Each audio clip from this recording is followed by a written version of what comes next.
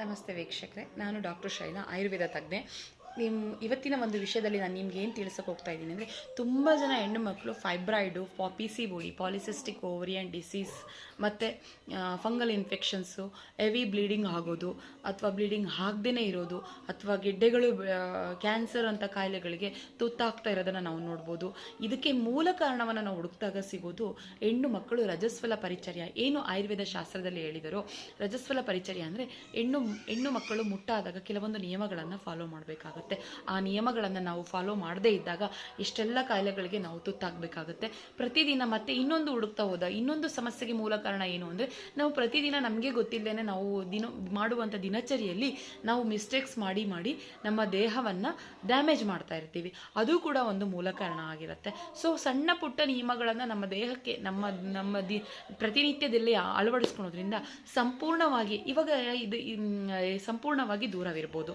ಈಗ ನೀವು ಎಕ್ಸಾಂಪಲ್, ಇದಕ್ಕೆ ಏನು ಎಕ್ಸಾಂಪಲ್ ಅಂದರೆ, ಆವಾಗಿನ ಕಾಲದಲ್ಲಿ ಹೆಣ್ಣು ಮಕ್ಕಳನ್ನು ನೋಡಿ, ನೀವು ವಯಸ್ಸಾಗಿರೋ ಅಜ್ಜಿಗಳನ್ನು ನೋಡಿ, ಅವರು ಎಷ್ಟು ಕಾಯಿಲೆಗಳಿಂದ ಏನು ಮುಟ್ಟಿನ ಸಮಸ್ಯೆ ಇಲ್ಲದೇನೆ 10-12 ಜನ ಮಕ್ಕಳಿಗೆ ಜನ್ಮ ಕೊಟ್ಬಿಟ್ರು 60 ವರ್ಷವರೆಗೂ ಮುಟ್ಟಾಗ್ತಾ ಇದ್ರು, ಏನೂ ಸಮಸ್ಯೆ ಇಲ್ಲದೇನೆ.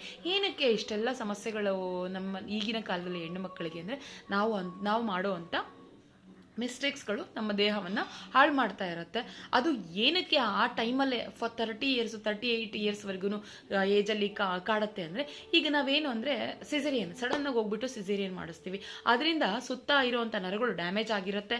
ಸೊ 30 ಇಯರ್ಸ್ ಆದ ತಕ್ಷಣ ನಮ್ಮದು ಬಾಡಿಯಲ್ಲಿ ಇಮ್ಯುನಿಟಿ ಪವರ್ ಕಡಿಮೆ ಆಗಿರುತ್ತೆ. ನಾವು ಮಾಡುವಂಥ ದಿನಚರಿಯಲ್ಲಿ ಮಾಡುವಂಥ ಮಿಸ್ಟೇಕ್ಸ್ಗಳು ಕೂಡ ನಮ್ಮ ಬಾಡಿಯಲ್ಲಿ ಯೂಟ್ರಸ್ ನರ್ವ್ಸ್ಗಳನ್ನು ವೀಕ್ ಮಾಡಿಬಿಟ್ಟು ಅಲ್ಲಿ ಬೇರೆ ಯಾವುದೋ ಒಂದು ಕಾಯಿಲೆಗಳಿಗೆ ನಾವು ತುತ್ತಾಗ್ತಾ ಇರ್ತೀವಿ. ಸೊ ಆಗಿನ ಕಾಲದಲ್ಲಿ ಎಲ್ಲೂ ಸಿಸೇರಿಯನ್ ಆಗ್ತಾ ಇರಲಿಲ್ಲ. 12 ಜನ ಹೆಣ್ಮಕ್ಳು ಕೊಡ್ತಾ ಇದ್ರು ಕೂಡ, ಮಕ್ಕಳಿಗೆ ಜನ್ಮ ಕೊಟ್ಟರು ಕೂಡ ಎಲ್ಲೂ ಸಿಸೇರಿಯನ್ ಆಗ್ತಾ ಇರಲಿಲ್ಲ. ಅವ್ರು ಗಟ್ಟಿಯಾಗಿರ್ತಾ ಇದ್ರು, ತುಪ್ಪ ತಿಂತಾ ಇದ್ರು, ಹಾಲು ತಗೊಳ್ತಾ ಇದ್ರು.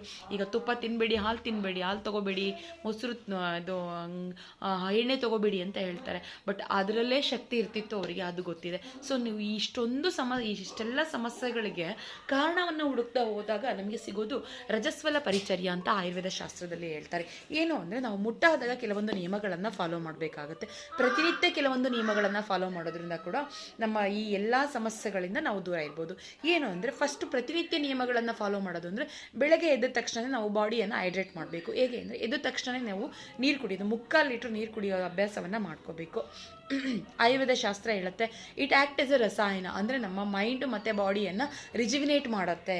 ಬೆಳಗ್ಗೆ ಎದ್ದು 3/4 ಲೀಟ್ರ್ ನೀರು ಕುಡಿಯೋದ್ರಿಂದ ಶತಾಯುವಾಗಿ ಇರ್ತೀವಿ ನಾವು ಅಂತ ಹೇಳುತ್ತೆ. ಅಂದರೆ ಬ್ರೈನ್ ಹೈಡ್ರೇಟ್ ಆಗುತ್ತೆ, ಬ್ರೈನ್ ಆ್ಯಕ್ಟಿವ್ ಆಗುತ್ತೆ, ಕಫನಾಡಿ ಆ್ಯಕ್ಟಿವ್ ಆಗುತ್ತೆ. ಇದರಿಂದ ಕಫನಾಡಿ ಆ್ಯಕ್ಟಿವ್ ಆಗೋದ್ರಿಂದ, ಬ್ರೈನ್ ಆ್ಯಕ್ಟಿವ್ ಆಗೋದ್ರಿಂದ ನಮ್ಮ ಬಾಡಿಗೆ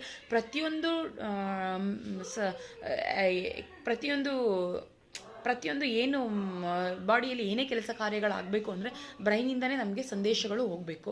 ಸೊ ಬ್ರೈನ್ ಆ್ಯಕ್ಟಿವ್ ಆಯಿತು ಅಂದರೆ ನಿಮಗೆ ಸಂಪೂರ್ಣವಾಗಿ ಎಲ್ಲ ಬಾಡಿಯಲ್ಲಿ ತಾನೇ ಎಲ್ಲ ಕಾರ್ಯಗಳು ನಡೀತಾ ಹೋಗುತ್ತೆ. ಸೊ ಫಸ್ಟು ಬ್ರೈನನ್ನು ಆ್ಯಕ್ಟಿವ್ ಮಾಡ್ಕೊಳ್ಳಿ. ಬೆಳಗ್ಗೆ ಎದ್ದು ಬಾಯಿಯನ್ನು ತೊಳಿದೇನೆ ನೀರು ಕುಡಿಯೋ ಅಭ್ಯಾಸ ಮಾಡ್ಕೊಳ್ಳಿ ವೀಕ್ಷಕರೇ.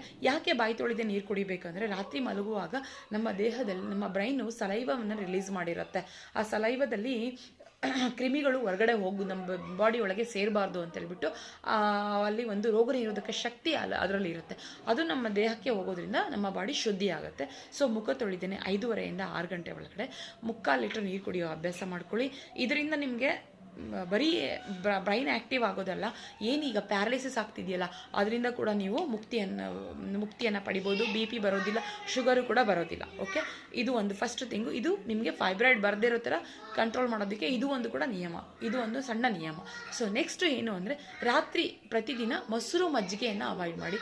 ಮಜ್ಜಿಗೆಯನ್ನು ಕುಡಿಯೋದು ಬೇಡ, ಮಜ್ಜಿಗೆ ಅನ್ನ ಕಲಿಸ್ಕೊಂಡು ತಿನ್ನಿ. ಬಟ್ ಫ್ರಿಜ್ಜಿಂದ ಯೂಸ್ ಮಾಡಿರುವಂಥ ಮೊಸರು ಮಜ್ಜಿಗೆಯನ್ನು ಯೂಸ್ ಮಾಡಬೇಡಿ. ಇದರಿಂದ ಏನಾಗುತ್ತೆ ಅಂದರೆ, ಬ್ಲಡ್ ವೆಸಲ್ಸು ಕಾಲಿಂದ ಇಲ್ಲಿಂದ ಸೊಂಟದಿಂದ ಕೆಳಗಡೆ ನರಗಳಿಗೆ ಶ್ರಿಂಕ್ ಆಗಿ ನಿಮಗೆ ರಕ್ತ ಸ್ತಂಭನ ಆಗಿಬಿಟ್ಟು ಫೈಬ್ರಾಯ್ಡ್ ಆಗೋ ಚಾನ್ಸಸ್ಸು ಅಥವಾ ಬ್ಲೀಡಿಂಗ್, ಗರ್ಭಾಶಯದ ಸಮಸ್ಯೆಗಳು ಜಾಸ್ತಿ ಆಗೋ ಚಾನ್ಸಸ್ ಇರುತ್ತೆ. ಸೊ ವೀಕ್ಷಕರೇ, ರಾತ್ರಿ ಮೊಸರು ಮಜ್ಜಿಗೆಯನ್ನು ಅವಾಯ್ಡ್ ಮಾಡಿ. ಮಜ್ಜಿಗೆ ಅನ್ನ ಊಟ ಮಾಡಿ, ಬಟ್ ಫ್ರಿಜ್ಜಿಂದ ಯೂಸ್ ಮಾಡಿರುವಂಥ ಮೊಸರು ಮಜ್ಜಿಗೆಯನ್ನು ಯೂಸ್ ಮಾಡಬೇಡಿ. ಸೆಕೆಂಡ್ ಥಿಂಗ್, ರಜಸ್ವಲ ಪರಿಚರ್ಯ. ಇದು ತುಂಬ ಇಂಪಾರ್ಟೆಂಟ್ ವೀಕ್ಷಕರೇ. ರಜಸ್ವಲ ಪರಿಚರ್ಯ ಅಂದರೆ ಮುಟ್ಟಾದಾಗ ಹೆಣ್ಣು ಮುಟ್ಟಾದಾಗ ಕೆಲವೊಂದು ನಿಯಮಗಳನ್ನು ಫಾಲೋ ಮಾಡಬೇಕಾಗತ್ತೆ. ಈ ನಿಯಮಗಳ ಹಿಂದೆ ತುಂಬ ದೊಡ್ಡ ಸೈನ್ಸ್ ಇದೆ. ಅದನ್ನು ನಾವು ಫಾಲೋ ಮಾಡಿದಾಗ ನಿಮ್ಮ ದೇಹನೇ ನಿಮ್ಮ ಕಾಯಿಲೆಗಳನ್ನು ಕ್ಯೂರ್ ಮಾಡೋವಂಥ ಶಕ್ತಿ ನಿಮ್ಮ ದೇಹಕ್ಕೆ ಬರುತ್ತೆ. ಅದನ್ನು ನೀವೇ ಅಬ್ಸರ್ವ್ ಮಾಡ್ಬೋದು. ಓಕೆ, ಏನು ಇದು ರಜಸ್ವಲ ಪರಿಚರ್ಯ ಅಂದರೆ ಆಯುರ್ವೇದ ಶಾಸ್ತ್ರ ಹೇಳುತ್ತೆ ಹೆಣ್ಣು ಮುಟ್ಟಾದಾಗ ಕೆಲವೊಂದು ನಿಯಮಗಳನ್ನು ಫಾಲೋ ಮಾಡಬೇಕು ಅಂತೇಳಿ. ಏನು ಫಸ್ಟು ಥಿಂಗು ಅಂದರೆ 4 ದಿನವೂ ಸ್ನಾನ ಮಾಡಬಾರ್ದು ಅಂತ ಆಯುರ್ವೇದ ಶಾಸ್ತ್ರ ಹೇಳುತ್ತೆ. ನಾವೇನು ಮಾಡ್ತೀವಿ, ತಲೆಗೆ ಡೈರೆಕ್ಟಾಗಿ ನೀರು ಹಾಕ್ಬಿಡ್ತೀವಿ. ಇದರಿಂದ ರಕ್ತ ಸ್ತಂಭನ ಆಗುತ್ತೆ, ಬ್ಲಡ್ ವೆಸಲ್ಸ್ ಶ್ರಿಂಕ್ ಆಗುತ್ತೆ, ಮತ್ತು ರಕ್ತ ಸಂಚಾರ ಸರಿಯಾಗಿ ಇಲ್ಲಿ ಗರ್ಭಾಶಯಕ್ಕೆ ಆಗದೆ ಇರೋದ್ರಿಂದ ನಿಮ್ಮ ದೇಹದಲ್ಲಿ ಹಲವಾರು ಸಮಸ್ಯೆಗಳಿಂದ, ಗರ್ಭಾಶಯದ ಸಮಸ್ಯೆಗಳಿಂದ ನೀವು ಎದುರಿಸಬೇಕಾಗುತ್ತೆ ವೀಕ್ಷಕರೇ. ಸೊ ಸ್ನಾನ ಮಾಡೋದು ಹೇಗೆ ಅಂದರೆ ಪ್ರತಿದಿನ ಇದನ್ನು ಅಭ್ಯಾಸ ಮಾಡ್ಕೋಬೇಕು. ಬಿಸಿನೀರಿಂದ ಸ್ನಾನ ಮಾಡೋದಾದರೆ ಕಾಲಿಂದ ಸ್ಟಾರ್ಟ್ ಮಾಡಿ. ಕಾಲಿಗೆ ಹಾಕಿ ಫಸ್ಟು ನೀರನ್ನು ಕಾಲಿಗೆ ಹಾಕಿ, ಮಂಡಿಗೆ ಹಾಕಿ, ಸೊಂಟಕ್ಕೆ ಹಾಕಿ, ಆಮೇಲೆ ಡೈರೆಕ್ಟಾಗಿ ಭುಜಕ್ಕೆ ಹಾಕಿ. ಏಕೆ ಬ್ರೈನ್ ಹತ್ರ ಇರೋದ್ರಿಂದ ಡೈರೆಕ್ಟಾಗಿ ನೀವು ಬಿಸಿನೀರನ್ನು ಇಲ್ಲಿಗೆ ಹಾಕಬಾರ್ದು. ಓಕೆ, ಪಾದದಿಂದ ಸ್ಟಾರ್ಟ್ ಮಾಡಿ. ಸೆಕೆಂಡ್ ಥಿಂಗು, 4ನೇ ದಿನ ತಲೆ ಸ್ನಾನವನ್ನು ಮಾಡಿ. ಅಬ್ಬೆಂಗ ಎಣ್ಣೆಯನ್ನು ಹಚ್ಚಬಾರ್ದು ತಲೆಗೆ, ಕಣ್ಣಿಗೆ ಅಂಜನವನ್ನು ಹಚ್ಚಬಾರ್ದು, ಮತ್ತು ದಿವಾ ಸ್ವಪ್ನ ಮಧ್ಯಾಹ್ನ ಮಲಗುವಂಥ ಅಭ್ಯಾಸವನ್ನು ಮಾಡಬಾರ್ದು. ತುಂಬ ನೀರಲ್ಲಿ ಕೆಲಸ ಮಾಡುವಂಥ ಹೆಣ್ಣು ಮಕ್ಕಳು ಇರ್ತಾರೆ. ಅವರು ನೀರಲ್ಲಿ ಕೆಲಸ ಮಾಡೋದ್ರಿಂದ ಬಾಡಿ ಒಳಗಡೆ ಹೀಟ್ ಆಗ್ತಾ ಇರುತ್ತೆ. ಸೊ ಶೀತವನ್ನು ಎಳೆಯುವಂಥ ನರಗಳಿಂದ ಮುಖಾಂತರ ಶೀತ ಎಳೆದ್ಬಿಟ್ಟು ಗರ್ಭಾಶಯದಲ್ಲಿ ಗೆಡ್ಡೆಗಳಾಗುವಂಥ ಚಾನ್ಸಸ್ ಇರುತ್ತೆ ವೀಕ್ಷಕರೇ. ಸೊ ಆಮೇಲೆ ತುಂಬ ಹೀಟ್ ಆಗುವಂಥ ಕೆಲಸಗಳನ್ನು ಮಾಡಿಬಿಡಿ ದಯವಿಟ್ಟು. ತುಂಬ ಜನ ಹೆಣ್ಣು ಮಕ್ಕಳು ಇವಾಗ ಬಟ್ಟೆ ಹೊಲಿಯೋ ಕೆಲಸಗಳನ್ನ ಮಾಡ್ತಾ ಇರ್ತಾರೆ. ಸೊ ಅದು ತುಂಬ ಗರ್ಭಾಶಯಕ್ಕೆ ಎಫೆಕ್ಟ್ ಆಗುತ್ತೆ ವೀಕ್ಷಕರೇ. ಬಟ್ಟೆ ಹೊಲಿಯೋ ಕೆಲಸಗಳನ್ನು 4 ದಿವಸ ಅವಾಯ್ಡ್ ಮಾಡಿದರೆ ಒಳ್ಳೆಯದು. ಅಟ್ಲೀಸ್ಟ್ 3 ದಿವಸ ಅವಾಯ್ಡ್ ಮಾಡಿ. ತುಂಬ ಗ್ಯಾಸ್ ಮುಂದೆ ನಿಂತ್ಕೊಳೋದನ್ನು ಅವಾಯ್ಡ್ ಮಾಡಿ. ಇದು ಮಾಡೋಕ್ಕಾಗದೇ ಇರ್ಬೋದು, ಬಟ್ ಆದರೆ ಎಷ್ಟು ಸಾಧ್ಯವೋ ಅಷ್ಟು ಅವಾಯ್ಡ್ ಮಾಡೋದ್ರಿಂದ ನಿಮ್ಮ ಗರ್ಭಾಶಯದ ಆರೋಗ್ಯ ಚೆನ್ನಾಗಿರುತ್ತೆ ವೀಕ್ಷಕರೇ. ನೆಕ್ಸ್ಟು 4ನೇ ದಿವಸ ತಲೆ ಸ್ನಾನ ಮಾಡಿ. ಇದಿಷ್ಟು ಫಾಲೋ ಮಾಡೋದ್ರಿಂದ, ಇದು ಸಣ್ಣ ನಿಯಮಗಳಿರ್ಬೋದು, ಇದಿಷ್ಟು ಫಾಲೋ ಮಾಡೋದ್ರಿಂದ 3 ರಿಂದ 6 ತಿಂಗಳಲ್ಲಿ ನಿಮ್ಮ ದೇಹಕ್ಕೆ ಏನು ಬಂದಿರುವಂಥ ಗರ್ಭಾಶಯದ ಸಮಸ್ಯೆಗಳಿರುತ್ತೋ ನಿಮ್ಮ ದೇಹನೇ ಕ್ಯೂರ್ ಮಾಡ್ತಾ ಹೋಗುತ್ತೆ. ಆ ಒಂದು ಎನರ್ಜಿ ನಿಮ್ಮ ದೇಹದಲ್ಲೇ ಡೆವಲಪ್ ಆಗ್ತಾ ಹೋಗುತ್ತೆ ವೀಕ್ಷಕರೇ.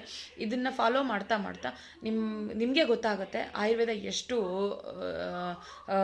ಸಣ್ಣ ಪುಟ್ಟ ಸಮಸ್ಯೆಗಳಿಗೆ ನಮ್ಮ ದೇಹದಲ್ಲೇ ಎಷ್ಟು ಈ ಸಣ್ಣ ನಿಯಮಗಳನ್ನು ಅಳವಡಿಸ್ಕೊಳೋದ್ರಿಂದ ನಮ್ಮ ದೇಹನೇ ಕ್ಯೂರ್ ಮಾಡೋವಂಥ ಶಕ್ತಿ ನಮ್ಮ ದೇಹಕ್ಕೆ ಬರುತ್ತೆ ಅಂತೇಳ್ಬಿಟ್ಟು ನಿಮಗೆ ಗೊತ್ತಾಗುತ್ತೆ. ಇದಿಷ್ಟು 3 ತಿಂಗಳು ಫಾಲೋ ಮಾಡಿ ನೋಡಿ ವೀಕ್ಷಕರೇ. ನಿಮ್ಮ ದೇಹದಲ್ಲಿ ಆಗುವಂಥ ಬದಲಾವಣೆಗಳನ್ನು ನೀವು ನೋಡ್ಬೋದು. ಇದಿಷ್ಟು ಫಾಲೋ ಮಾಡಿಬಿಟ್ಟು ನೀವೇ ಕಮೆಂಟ್ಸ್ ಮಾಡ್ತೀರಾ ನಾನು ಸಂಪೂರ್ಣವಾಗಿ ಕ್ಯೂರ್ ಆಗಿದ್ದೀನಿ ಅಂತ ಹೇಳ್ಬಿಟ್ಟು. ಇದಿಷ್ಟು ಫಾಲೋ ಮಾಡಿ ಆರೋಗ್ಯದಿಂದ ಇರಿ ವೀಕ್ಷಕರೇ. ನಮಸ್ತೆ.